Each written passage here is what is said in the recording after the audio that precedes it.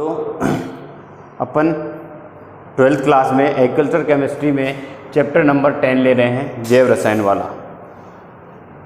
सबसे पहले यदि हम देखें कि जैव रसायन क्या है, जैव रसायन को इंग्लिश में बोला जाता है बायोकेमिस्ट्री। क्या बोलते हैं? बायोकेमिस्ट्री। बायोकेमिस्ट्री शब्द जो दिया गया था, इस शब्द को कार्ल न्यूबर्ग ने दिया और यह दो शब्दों से मिलकर बना है बायो प्लस केमिस्ट्री। बायो का हिंदी अर्थ होता है जैव और केमिस्ट्री का मतलब क्या होता है? रसायन। तो देखिए यहाँ पर जैव रसायन की कैसे डेफिनेशन निकलेगी, जैव रसायन से क्या तात्पर्य है। तो हम जैव रसायन की परिभाषा लें तो जैव रसायन की परिभाषा आएगी कि रसायन विज्ञान की वह शाखा, किसकी? रसायन विज्ञान की वह शाखा जिसके अंतर्गत जीवों में होने वाली जैव रासायनिक प्रक्रियाओं का अध्ययन किया जाता है। जीवों में होने वाली जैव रासायनिक प्रक्रियाओं का अध्ययन किया जाता है। रसायन विज्ञान की उस शाखा को ही बायोकेमिस्ट्री या जैव रसायन के नाम से जाना जाता है। अब जैव रासायनिक क्रियाएं कौन सी होती है? जैसे अपचयी उपचयी जो रिएक्शंस होती हैं उन्हें कहते हैं जैव रासायनिक अभिक्रियाएं। आगे देखिए, अब ये जैव रासायनिक अभिक्रियाओं को किनके द्वारा संपादित किया जाता है, यानी जैव रासायनिक अभिक्रियाएं किनके द्वारा संपादित होती है? जैव रासायनिक अभिक्रियाएं जिन अणुओं के द्वारा संपादित होती है, जिन मॉलिक्यूल्स के द्वारा संपादित होती है, उन मॉलिक्यूल्स को कहा जाता है जैव अणु। क्या बोलते हैं उन्हें? जैव अणु। और जैव अणु के अंतर्गत कौन कौन से आते हैं? जैव अणुओं के अंतर्गत आते हैं कार्बोहाइड्रेट है, प्रोटीन है, वसा है, इसके अलावा विटामिन्स हैं, इसके अलावा न्यूक्लिक अम्ल है, कौन है? न्यूक्लिक अम्ल,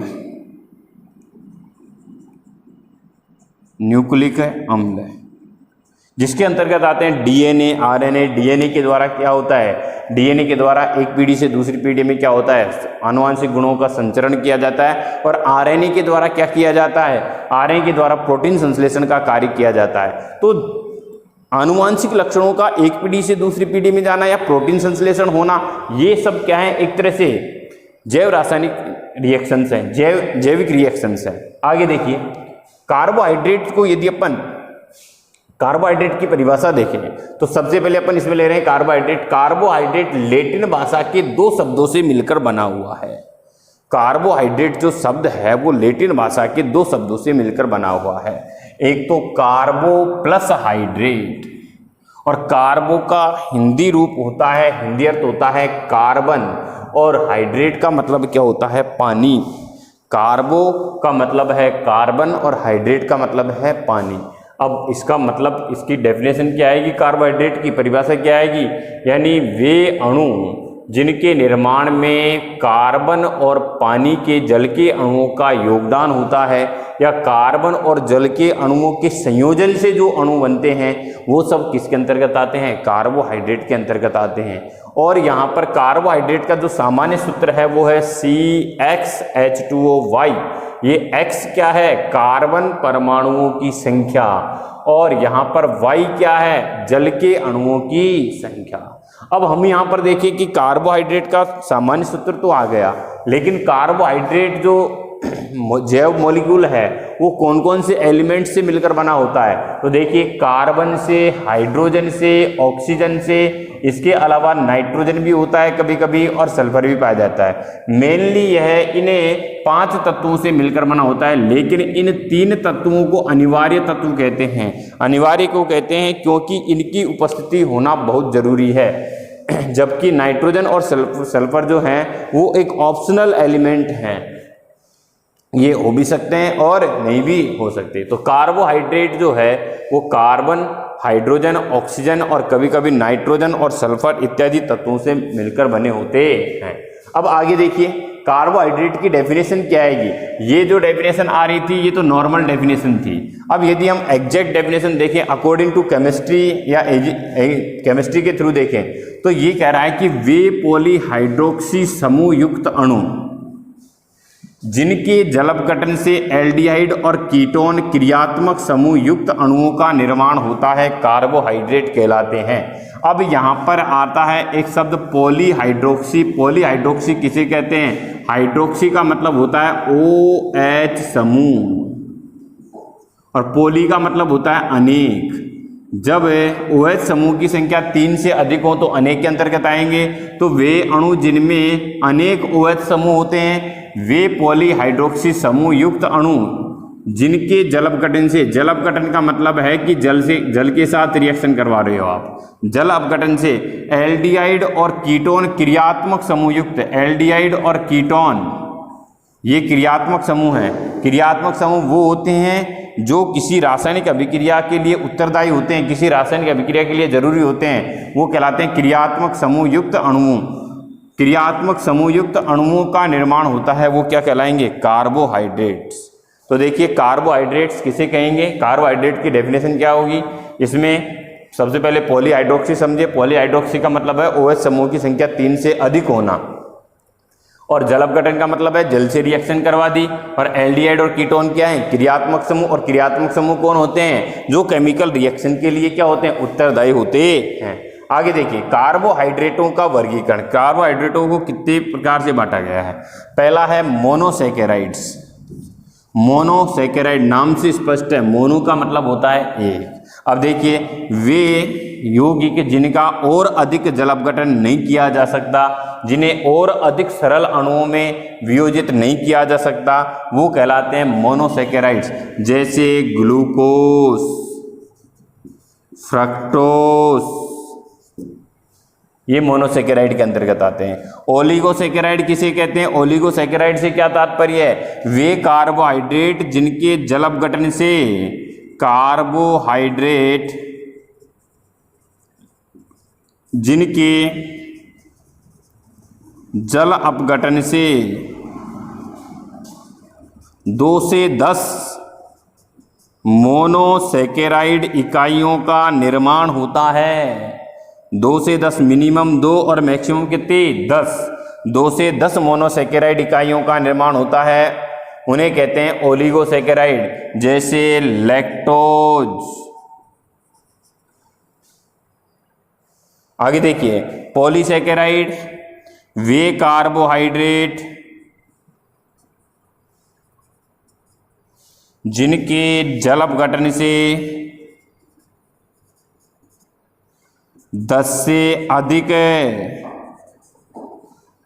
मोनोसैकेराइड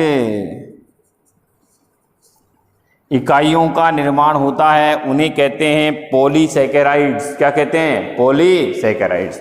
अब देखिए जिनके जल अपघटन, जिनका और अधिक सरल यौगिकों में वियोजित नहीं किया सकता, वो तो कहलाएंगे मोनोसैकेराइड। जिनके जल अपघटन से 2 से 10 तक मोनोसैकेराइड इकाइयों का निर्माण हो वो कहलाएंगे ओलिगोसैकेराइड। और जिनके जल अपघटन से 10 से अधिक मोनोसैकेराइड इकाइयों का निर्माण हो वो क्या कहलाएंगे? पॉलीसैकेराइड। इसके अंतर्गत आएंगे पॉलीसैकेराइड में जैसे स्टार्च। क्या आएगा? स्टार्च। ये सब किस में आते हैं? पॉलीसैकेराइड के अंतर्गत आते हैं। स्टार्च है, सेलुलोज है। अब देखिए वापस मैं रिपीट कर रहा हूँ, जैव रसायन किसे कहेंगे? रसायन विज्ञान की वो शाखा जिसके अंतर्गत जीवों में होने वाली जैव रासायनिक क्रियाओं का अध्ययन किया जाता है, जैव रसायन कहलाती है। और जैव अणु जो इन जैव रासायनिक क्रियाओं को संपन्न करते हैं वो क्या कहलाएंगे? जैव अणु। जैव अणुओं के अंतर्गत कौन आते हैं? Carbohydrate, lipid, protein, vitamin, nucleic अम्ल। और न्यूक्लिक अम्ल में आते हैं डीएनए और आरएनए। अब देखिए डीएनए क्या करता है? आनुवंशिक गुणों का एक पीढ़ी से दूसरी पीढ़ी में संचरण करता है। आरएनए प्रोटीन संश्लेषण का निर्माण करता है। अब देखिए कार्बोहाइड्रेट लैटिन भाषा के 2 शब्दों से मिलकर बना है। कार्बो और हाइड्रेट, कार्बो का मतलब है कार्बन, हाइड्रेट का मतलब क्या होता है? पानी। यानी कार्बन और पानी के संयोजन से बने हुए मॉलिक्यूल्स क्या कहलाते हैं? कार्बोहाइड्रेट। ये कितने तत्वों से मिलकर बने होते हैं? कार्बन, हाइड्रोजन, ऑक्सीजन, नाइट्रोजन और सल्फर। ये 3 तत्व मुख्य पाए जाएंगे। नाइट्रोजन और सल्फर कभी कभी मिल सकते हैं। और इन तीनों तत्वों को कहेंगे अनिवार्य और इन्हें कहेंगे वैकल्पिक तत्व। आगे देखिए परिभाषा में मैंने तुमको बताया वे पॉलीहाइड्रोक्सी समूह युक्त अणु जिनके जल अपघटन से एल्डिहाइड और कीटोन क्रियात्मक समूह युक्त अणुओं का निर्माण होता है, कार्बोहाइड्रेट कहलाते हैं। पॉलीहाइड्रोक्सी का मतलब समझा दिया, जल अपघटन का मतलब समझा दिया, और एल्डिहाइड और कीटोन क्या होते हैं? क्रियात्मक समूह जो केमिकल रिएक्शन के लिए उत्तरदायी होते हैं। कार्बोहाइड्रेट्स का वर्गीकरण देखें, मोनोसैकेराइड, ओलिगोसैकेराइड और पॉलीसैकेराइड। मोनोसैकेराइड जिन्हें और अधिक सिंपल रूप में जल अपघटित नहीं किया जा सकता, ओलिगोसैकेराइड जिनके जल अपघटन से 2 से 10 तक मोनोसैकेराइड इकाइयां प्राप्त होती है, और पॉलीसैकेराइड जिनके जल अपघटन से 10 से अधिक मोनोसैकेराइड इकाइयों का निर्माण होता है, वो कहलाते हैं पॉलीसैकेराइड्स। अपन कार्बोहाइड्रेट्स में एक एक को लें तो सबसे पहले अपन लेंगे मोनोसैकेराइड्स। मोनोसैकेराइड्स किसे कहते हैं? मोनोसैकेराइड्स की वैसे पहले डेफिनेशन हो गई, जिन्हें और अधिक सरल कंपोनेंट्स में डिवाइड नहीं किया जा सकता, और अधिक सरल अणुओं में जलयोजित नहीं किया जा सकता, वो क्या कहलाते हैं? मोनोसैकेराइड्स। अब मोनोसैकेराइड्स में देखिए, सबसे पहले अपन देखिए इनके नाम के अंत में हमेशा ओज अनुलग्न होता है। अनुलग्न का मतलब होता है जो शब्द के पीछे लगता है, ओज अनुलग्न होता है। यदि कार्बन परमाणुओं की संख्या 3 हो मोनोसैकेराइड में तो वो कहलाएगा ट्राइओज। यदि कार्बन परमाणुओं की संख्या 4 हो तो वो कहलाएगा टेट्रोज। नाम के अंत में क्या आ रहा है? ओज। अब यदि कार्बन परमाणु की संख्या 5 हो तो वो कहलाता है पेंटोज, और यदि कार्बन परमाणु की संख्या 6 हो तो वो क्या कहलाता है? हेक्सोज। अब हेक्सोज ही अपने ज़्यादातर चलेगा। हेक्सोज के एग्जाम्पल कौन कौन से हैं? अपने ग्लूकोज और फ्रक्टोज, इनके नाम के अंत में भी क्या आ रहा है? ओज।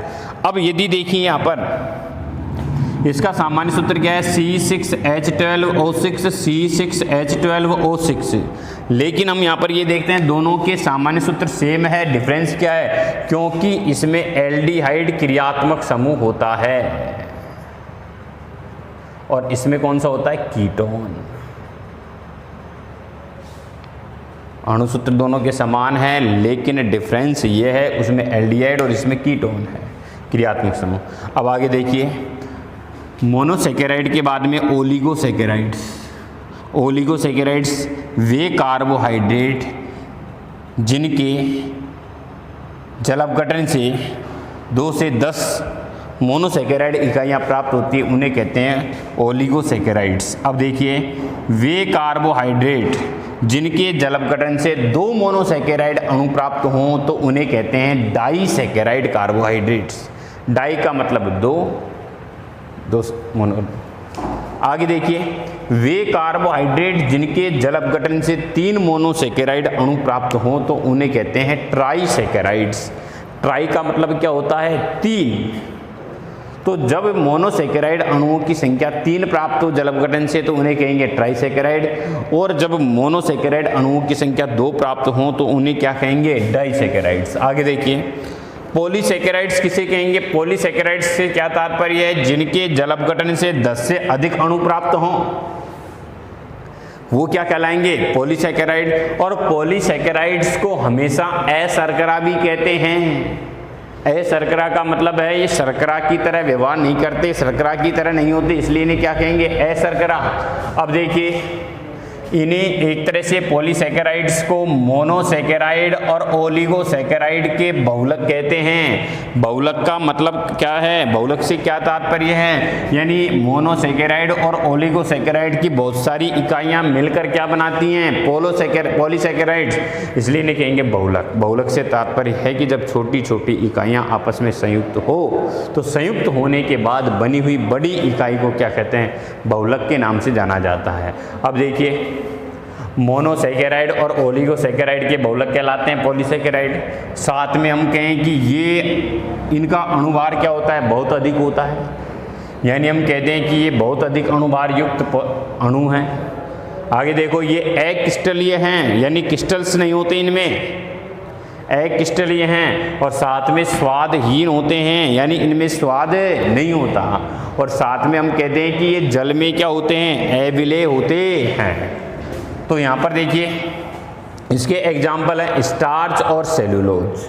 क्या एग्जाम्पल? स्टार्च और सेलुलोज। तो पॉलीसैकेराइड्स को अशर्करा भी कहते हैं, साथ में ही हम कहते हैं मोनोसैकेराइड और ओलिगोसैकेराइड के ये बहुलक होते हैं और बहुत अधिक अणुभार होता है इनका। अणुभार का मान क्या होता है? ज़्यादा बहुलक है तो अणुभार भी क्या होगा? ज़्यादा होगा। और अक्रिस्टलीय हैं, स्वादहीन हैं, और हम कहते हैं जल में क्या होते हैं? अविलेय। एग्जाम्पल हो गया इसका स्टार्च और क्या हो गया? सेलुलोज। अब आगे देखिए, पॉलीसैकेराइड्स को भी 2 भागों में डिवाइड किया गया है।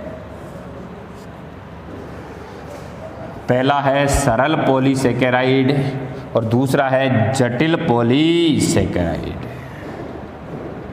सरल पॉलीसेकेराइड और दूसरा है जटिल पॉलीसेकेराइड। सरल पॉलीसेकेराइड कौन से होते हैं? जिनका निर्माण एक सामान्य ढांचे, जिनका उपयोग एक सामान्य ढांचे के निर्माण के लिए किया जाता है, वो कहलाते हैं सरल पॉलीसेकेराइड। और जटिल पॉलीसेकेराइड कौन से होते हैं? जिनका निर्माण एक कॉम्पैक्ट ढांचे के लिए, जिनका उपयोग एक कॉम्पैक्ट ढांचे के निर्माण के लिए किया जाता है, उन्हें कहते हैं जटिल पॉलीसेकेराइड। जैसे लिग्निन, पेक्टिन कोशिका भित्ति के ऊपर होते हैं, तो लिग्निन और पेक्टिन। अब देखिए यहाँ पर कार्बोहाइड्रेट्स के जैविक कार्य कौन कौन से हैं। पहला है शरीर को ऊष्मा व ऊर्जा प्रदान करना। कार्बोहाइड्रेट क्या करते हैं? हमारे शरीर को ऊष्मा प्रदान करते हैं, साथ में हमारे शरीर को ऊर्जा प्रदान करते हैं, जिससे हमारी बायोकेमिकल रिएक्शंस क्या होती हैं? संपन्न होती रहती हैं, जैव रासायनिक अभिक्रियाएं संपन्न होती रहती है। यानी जैव रासायनिक अभिक्रियाओं के लिए जो ऊर्जा प्राप्त होती है वो हमें कहाँ से प्राप्त होती है? कार्बोहाइड्रेट से ही प्राप्त होती है। तो हमारे शरीर के लिए ऊर्जा के बहुत अच्छे स्रोत हैं, हम ये भी कह सकते हैं, ऊष्मा के भी अच्छे स्रोत हैं। दूसरा, कोशिका झिल्ली का निर्माण। कोशिका झिल्ली का निर्माण भी किसके द्वारा होता है? कार्बोहाइड्रेट्स के द्वारा कोशिका झिल्ली का निर्माण। तीसरा है पादप कंकाल का निर्माण।